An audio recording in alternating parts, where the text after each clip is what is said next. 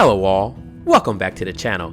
Kinder Knight here, and as always, if this is your first time stopping by the channel, I would like to extend a very warm welcome to all of you joining us in today's episode.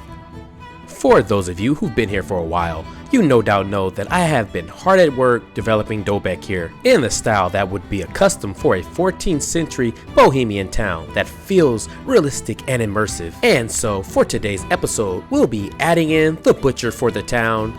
This is episode 6 of Let's Build Dobek. So here, the first building being built is the butcher's house. It isn't anything too fancy. It's a pretty basic one-story single-family home. It is a bit smaller and simpler in comparison to most of the two-story trade and shop homes found within the town, and that could be simply because his home doesn't have to double as a shop like some of the other trades in town. He does have a larger plot where he can have multiple buildings to manage and operate his trade.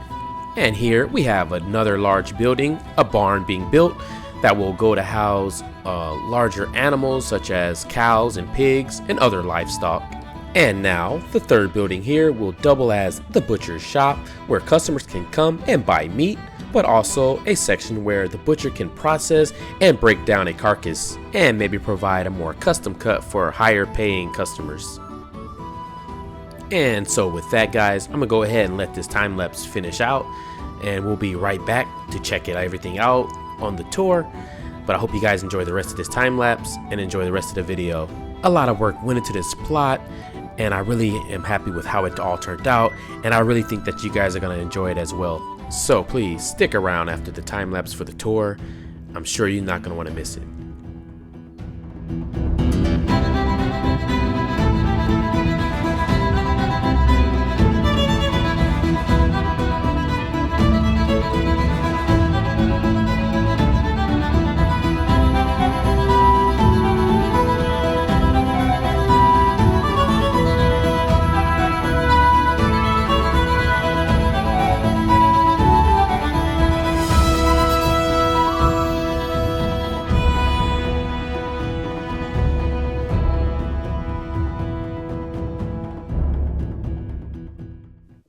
Alright guys, now it's time for our favorite part, which is the tour. So here we go, our newly installed butcher's plot. And right here, as you can see, I added this little stall here. And now the reasoning behind this would be, if the butcher ever had any I would say pieces of meat that's not necessarily choice pieces, maybe if he wanted to get rid of it, he would just come out here and just sell it real quick to maybe someone passing by, you know, that's not necessarily looking to buy meat that day, but they pass by and maybe something catches their eye. And so, you know, we have that little stall there for that reason. You know, call it capitalism or something, I don't know. Butcher wants to try to make the most money as he possibly can, even off of the pieces of meat that nobody really wants. But anyways, we'll go ahead and we'll move on. And now we approach the gate that leads into the butcher's I guess area, but we won't check that out quite yet. Let's go around, and I just want to show you guys some of the details around the plot here. We have this little kind of cluttery setup right here. I think it looks pretty nice. And then over here we just have some logs placed. And then just take note of the vegetation, the use of like overgrown shrubs and grass. I think it looks really natural and really cool. And then moving up over here, I think this is also really cool. I call this a little terraforming hack.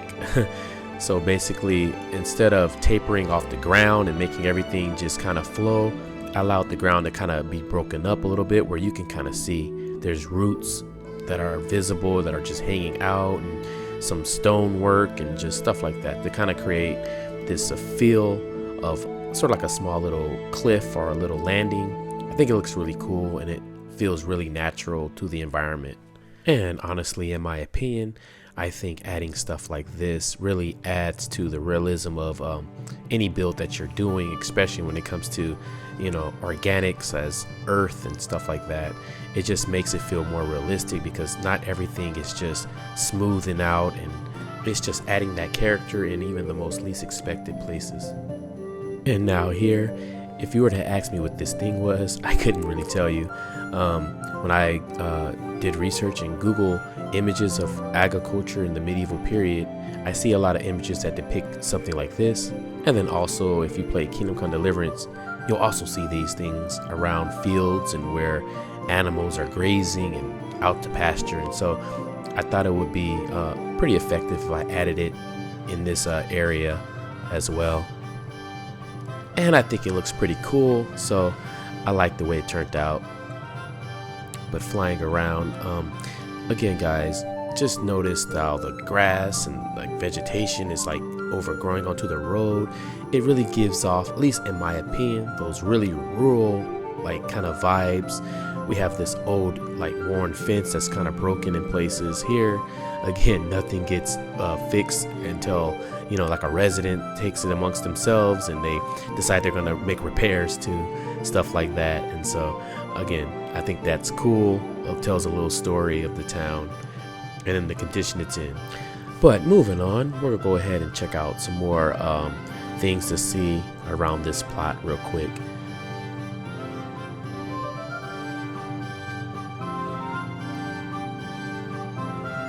So again, more little overgrown areas like this. Again, wanted to feel really rural, and adding little stuff like that, I think it really brings this little plot to life. We have another entrance into our butcher's yard there, and then over here we have another one of those little overhang grass areas. As you guys can see, I think, in my opinion, again, I think this works really well versus really just tapering off the ground to make it all kind of smooth. I think that would have made it look kind of awkward. With adding in something like this, it kind of, you know, it gives that unique feel, and I think, in my opinion, again, it feels more realistic. We do have this nice tree right here. I'm not the best at trees, but I don't think that tree came out half bad. But before we go in this way, I think we're gonna go ahead and go fly back around.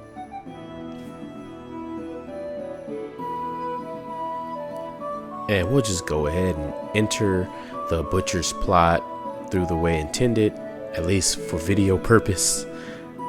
Okay, here.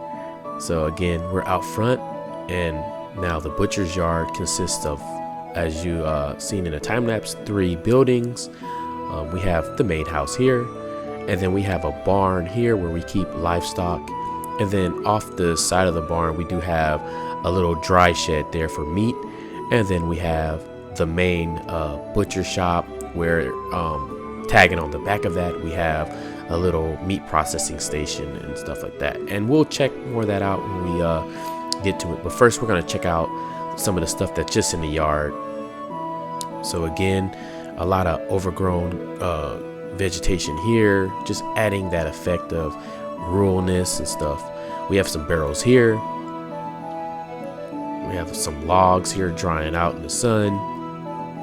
We do have a dove cove. I love to add dove cove to plots.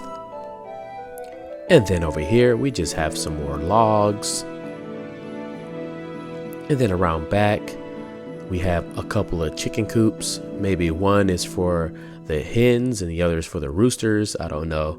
But right here, we have this little bag of chicken feed. And so that's cool too. But moving on, we'll go check out some more stuff that's within the yard here. And now, guys, we are gonna get kind of gruesome here, so I hope you guys are prepared for this. But we make our way down here to our, I guess you can call it the slaughtering station. So basically, as you can see, it's lots of red stuff. The butcher would string up the animal from here, allow its blood to drain, and then, you know, they would go to work with it, carving it up and cleaning it and stuff like that, as you can see. And then, of course, we have our poor little guy here that met his fate, but he will be someone's dinner tonight.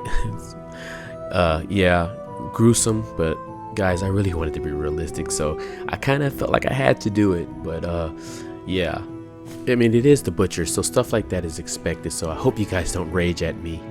But anyways, we do have some laundry out here, drying and doing laundry stuff. And again, lots of overgrown vegetation here. I really kind of went all out when it came to that. I really wanted to feel really rural. I keep saying that, but it's true. I really wanted to feel rural. But we do have these 3 smokers here.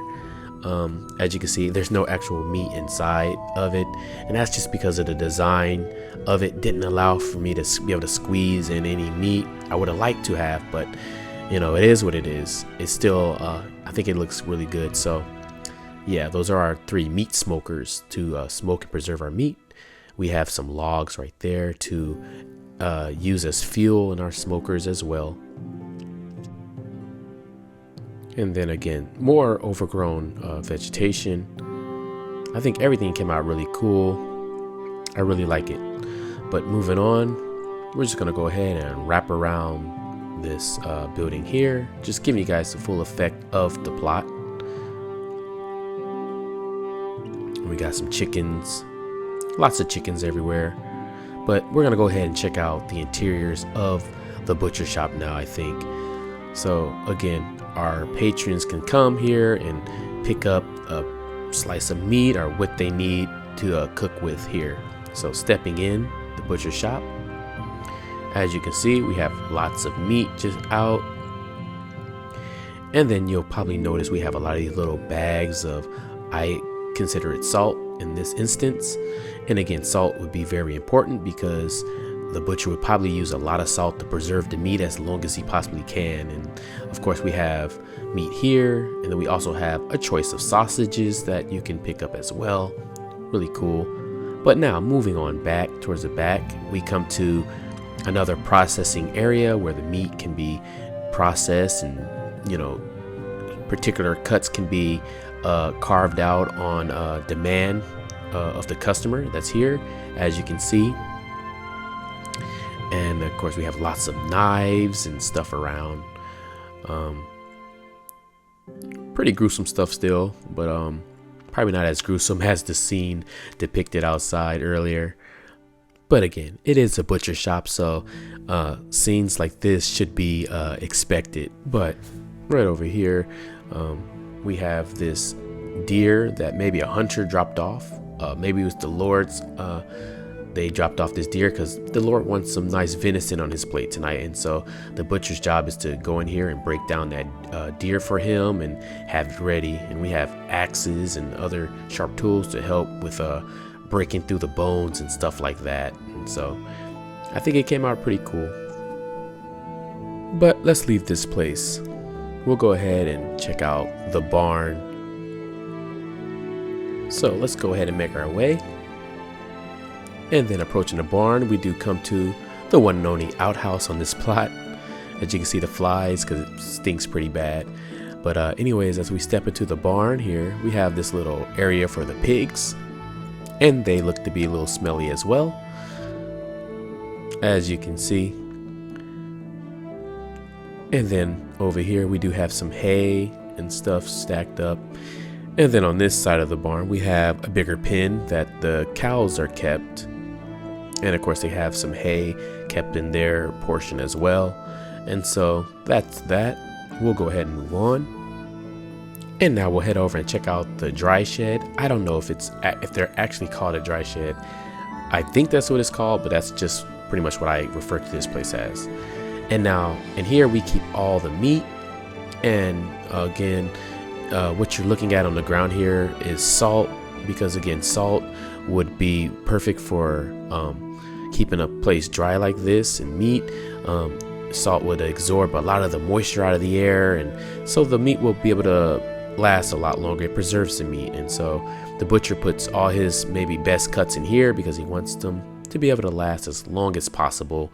And so yeah, we have lots of salt, and that's not ice. This is not a freezer or refrigerator. It's a dry shed is what I call it. But anyways, that's that. And now the last building on the tour is the actual residence here. And now you've seen enough of these houses. You got pretty much the idea what it will look like. So it won't change up too much, but I do try to add some uniqueness to each one of these houses. But stepping in, we come to this little sleeping area immediately here. We have a little table. We have a bench and a little shelf right there. And then opening the door here, we enter into the kitchen / dining area. Again, more of what you guys already seen. We have a oven or stove type set up here where we can cook things over a fire. And then we do have a table here to prepare food on, and maybe the wife is getting ready to prepare a nice beef or mutton stew or some type of pottage. And then right here we have a little table where we have a keg of ale or maybe some wine right there. And then we have the family's dining table here where they all can sit at and enjoy a meal together at the end of the day. And so that's pretty much that. Not much else to see, so we'll go ahead and close the door there. And then opening this door here, we come into the first bedroom. And now I tend to not usually make a double bed in these places like this, but because of the way and how small the room is, I kind of had to justify the wife and husband sleeping here, so I had to go ahead and make it a double bed. And so there you have it. So closing the door like that, we'll go and check out the last room here. And then stepping in, we have another bed in here, and this is sort of like a bedroom / pantry. We have some important food supplies that are stored. We have some apples there, some vegetables there for cooking stews, and then maybe we have some meat stored in that jar.